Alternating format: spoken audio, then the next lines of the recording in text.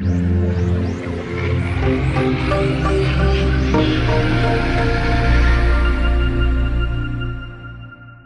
and welcome to the second Prince of Persia Development Diary. Today, we're going to take a deeper look at the corruption in all of its forms and show you how the prince fights against the corruption by collaborating with Elika and taking advantage of her newly discovered magical abilities. First though, we have another exclusive for you, a speed art drawing of a second boss in the game, the Warrior. The warrior was once the king of a peaceful people who were besieged by violence on all sides. This king made himself and a small number of his people instruments of war so that the rest would not have to suffer through this conflict. Overwhelmed by their enemies, on the brink of destruction, the king heard Ahriman's voice, promising salvation in return for his soul. The king accepted the offer and became corrupted. Having defeated all of his enemies, the warrior could not return to his people as he had become everything they rejected. Think of the warrior as Ahriman's muscle, and he's just this huge, massive smashing machine. And the complication for animation was always creating this contrast between what's basically a huge wrecking ball and the prince's acrobatic, agile style of combat. In this Prince of Persia, the dual combat system gives us the freedom to make every fight epic. For the warrior, we want to emphasize his size and strength.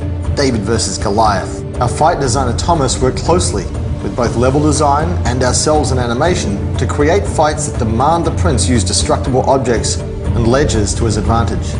When facing the warrior, the prince cannot hope to overpower him, and only with Elika's help and by using his speed and agility to navigate the immediate environment will the prince have a hope of overcoming the warrior's deepest corruption.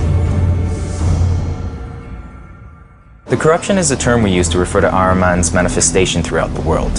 Ahriman seeks to twist and turn everything that is good into his dark and dreadful side. The most basic form of the corruption that is plaguing the land is represented by a dark and deadly matter. This matter is everywhere in the kingdom and can engulf the prince or any living form. Although it's the least evolved manifestation of the corruption, the dark matter reacts to any nearby presence and will track our heroes and try to block their paths.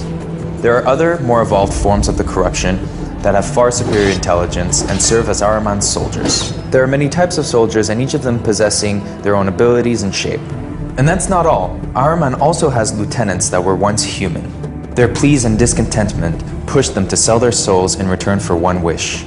They are the corrupted. As the corruption grows stronger, a light will shine, and this light will eventually meet the prince. In the beginning of the game, the prince will come across Elika, a descendant of the Ayoras. They are a small nation who have been living in a remote kingdom for centuries.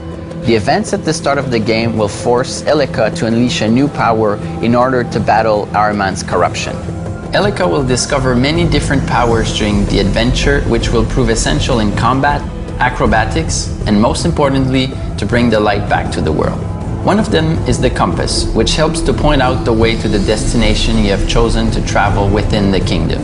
Another one is the healing power that converges all of Elika's power in a healing ground and then repulses the corruption out of this area.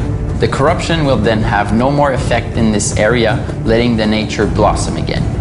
Lastly, whenever the prince is in a critical position, Elika will help him and bring him back to the last safe place, both in combat and acrobatics.